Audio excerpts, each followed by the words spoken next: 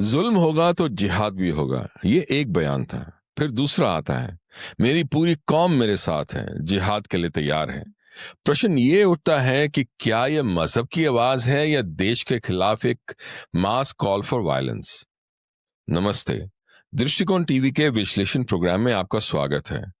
हम यहाँ प्रोपोगेंडा को चीरकर सच तक पहुंचने की कोशिश करते हैं। आज विश्लेषण में हम मौलाना मदनी की दोगली मजहबी राजनीति को समझने की कोशिश करेंगे और उसके परिणाम को एनालाइज करेंगे। सबसे पहले बात करते हैं उस बयान की जो मौलाना मदनी ने हाल ही में दिया, अगर जुल्म होगा तो जिहाद भी होगा। और फिर इस बयान का अगला हिस्सा जो उन्होंने एएनआई की इंटरव्यू में जोड़ा। आप मुझ पर आरोप लगा रहे हैं कि मैं सुप्रीम कोर्ट को गलत कह रहा हूं। मैं कोई अकेला व्यक्ति नहीं, मैं एक संगठन से जुड़ा हूं जो एक विशेष कौम का है। अगर मैं अपने समुदाय की भावनाओं को मुल्क तक ना पहुंचाऊं तो ये नाइंसाफी होगी। संविधान का विचार ही मेजॉरिटेरियनिज्म के खिलाफ है। हमें ऐसे मुकाम पर खड़ा कर दिया गया है जहां असुरक्षा समझने के लिए मुस्लिम होना जरूरी समझा जाता है। हमें घेरा जा रहा है। हम 60% मौन बहुसंख्यक को भी अपने साथ जोड़ना चाहते हैं। अब इन दोनों बयानों को जोड़कर देखिए। पहला, पहले हिंसा का कंडीशनल ट्रिगर दिया गया, अगर जुल्म होगा तो। फिर मास एंडोर्समेंट क्लेम, मेरी कौम तैयार है क्योंकि वो मेरे साथ है। ये क्या है? ये केवल एक साफ और सीधी मजहबी चेतावनी ही नहीं है, बल्कि एक राजनीतिक और मनोवैज्ञानिक सेटअप है जहां जुल्म की परिभाषा वो ही तय करेगा जो पहले से ही नफरत की भाषा में बात कर रहा है। संविधान को बहुसंख्यक या मेजॉरिटेरियनिज्म के खिलाफ बताना इसकी सबसे खतरनाक व्याख्या है, क्योंकि संविधान ना तो अल्पसंख्यक के पक्ष में है, ना बहुसंख्यक के। ये मजहब, जाति, रंग, वर्ग से ऊपर हर नागरिक को समान अधिकार देने की बात करता है। लेकिन मदनी की राजनीति कैसी है? वो ये कहती है कि संविधान मुझे बोलने नहीं देता, लेकिन उसी संविधान द्वारा मिली अभिव्यक्ति की स्वतंत्रता को इस्तेमाल करके वो खुलेआम जिहाद और हिंसा की घंटी बजा देते हैं। और यही है डबल स्पीक, जो सुनने में विक्टिमहुड से भरा पीड़ित संवाद लगता है, लेकिन भीतर से धमकी की राजनीति है। इतिहास गवाह है, ऐसा नैरेटिव कोई नई बात नहीं है। बंटवारे से पहले भी इसी तरह की भाषा का प्रयोग हुआ था, जहां एक समुदाय को यह एहसास दिलाया गया कि तुम्हें समझा नहीं जाता, तुम घिरे हुए हो और तुम्हें दबाया जा रहा है, तुम्हारा मसब खतरे में है। और फिर उसी हर्ट सेंटिमेंट का सहारा लेकर एक समुदाय की भीड़ के सामने बैटल ऑफ बदर के जिहाद का उदाहरण देकर हिंसा को मजहबी कर्तव्य बताकर डायरेक्ट एक्शन डे का घिनौना खेल खेला गया। इसलिए हमने ये सब पहले भी देखा है, जब असुरक्षा को रणनीति बनाया गया और समाधान के नाम पर भीड़ हिंसा और रिलीजियस बेस्ड वायलेंस को जन्म दिया गया। जब जुल्म और आहत भावना को रिलीजियस बिगेट्स और कट्टरवादी लोग खुद डिफाइन करने लग जाएं, तो संवाद का मंच धमकी की लॉन्चिंग पैड बन जाता है।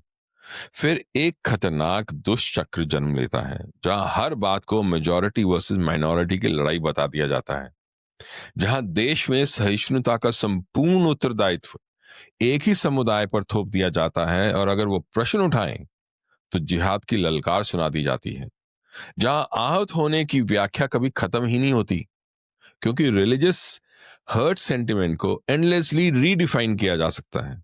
और इसी दुष्चक्र में राष्ट्र, न्याय और नागरिकता कहीं बहुत पीछे छूट जाते हैं और एजेंडा और हिंसा फिर आगे बढ़ जाते हैं। यहां यह कहना आवश्यक है कि जमाते उलेमाए हिंद अपनी वैचारिक जन्म, मजहबी तालीम और शुरुआती नेतृत्व में दारुल उलूम देवबंद की विचारधारा से गहराई से जुड़ा है और साथ ही मौलाना मौदूदी द्वारा स्थापित जमात इस्लामी से भी मूल मजहबी स्तर पर वैचारिक समानता रखता है।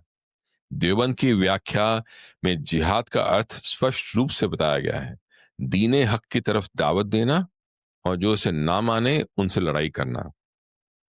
जबकि मौदूदी ने तफहीमुल कुरान में साफ तौर पर कहा था कि जिहाद का मतलब गैर इस्लामी व्यवस्थाओं को मिटाने के लिए आर्म्ड वायलेंट स्ट्रगल करना।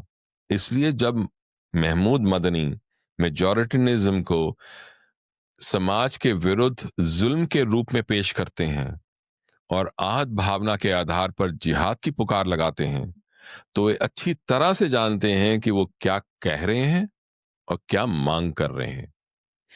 वो ये भी समझते हैं कि इंडिया में देवबंदी मदरसों, मस्जिदों और मजहबी संस्थानों से तालीम पाने वाले मुसलमानों की बड़ी आबादी, जो जमात उलेमाए हिंद और जमात इस्लामी दोनों की थियोलॉजिकल विरासत के प्रभाव क्षेत्र में आती है, इस रिटॉरिक को कैसे समझेगी। तो जब वो जिहाद की बात करते हैं तो वो जानते हैं कि वो किस दिशा में संकेत कर रहे हैं। वो मुसलमानों को जो देवबंदी मदरसों और मस्जिदों से जुड़े हैं, जिहाद अल तलब या आक्रामक जिहाद अर्थात आर्म स्ट्रगल के लिए साइकोलॉजिकल और मास रिटॉरिक तैयार कर रहे हैं। जिहाद अल तलब का मकसद डिफेंसिव प्रोटेक्शन नहीं, बल्कि आगे बढ़कर नॉन इस्लामिक व्यवस्था को बदलने के लिए हमला करना होता है, और उसी का आधुनिक राजनीतिक रूप मौदूदी ने तफहीमुल कुरान में कॉन्सेप्चुलाइज किया था। इसलिए जब मदनी आहत भावना के नाम पर जिहाद बोलते हैं, तो वो जानते हैं कि वो देवबंदी इकोसिस्टम से जुड़े अपने समुदाय की बड़ी नुमाइंदगी से जिहाद अल तलब की कॉल कर रहे हैं। अब यहां रुककर सबसे मूल प्रश्न पूछना जरूरी है, क्या संविधान अल्पसंख्यक या बहुसंख्यक के विरोध में है, या हर नागरिक के अधिकारों का बिना किसी भेदभाव के संरक्षण करता है। प्रश्न ये नहीं है कि मदनी क्या कह रहे हैं, प्रश्न ये है कि समाज को क्या करना चाहिए। अब क्या केवल हिंदुओं को ही सेकुलरिज्म बचाने के उत्तरदायित्व की सूली पर हमेशा ही टांग दिया जाएगा?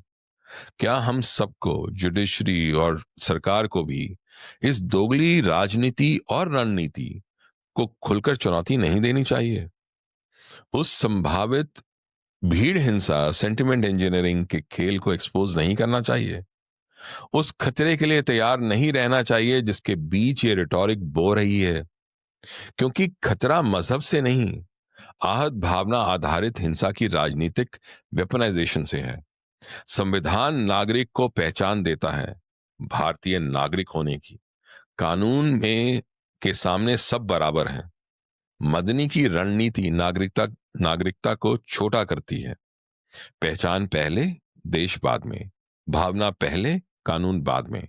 और यही पॉलिटिकल इंजीनियर्ड हर्ट सेंटिमेंट पर बना नैरेटिव कौम को मोबिलाइज करता है और राष्ट्र को पोलराइज करता है। इसीलिए ऐसे बयान केवल मजहबी चिंता नहीं हो सकते, बल्कि एक राष्ट्रीय सुरक्षा के रिस्क इंडिकेटर हैं। और इन्हें कॉल आउट करना मेजॉरिटी टिरेनी नहीं है, बल्कि नागरिक सुरक्षा का सबसे पहला और सबसे बड़ा कर्तव्य है। दिस इस दृष्टिकोण, जहां हम खबर सिर्फ पढ़ते नहीं, खबर के पीछे का सच देखने की कोशिश करते हैं। इस वीडियो को आप शेयर कीजिए, सब्सक्राइब करें और बेल आइकन दबाएं, और कमेंट्स में मुझे बताएं कि क्या लोकतंत्र, न्याय और संविधान का उद्देश्य किसी एक समूह की भावनाओं की रक्षा करना ही है, या हर नागरिक के अधिकारों की समान, रंग निरपेक्ष, कलर ब्लाइंड होकर संरक्षण करना। अपने विचार कमेंट में अवश्य दीजिए। जय हिंद।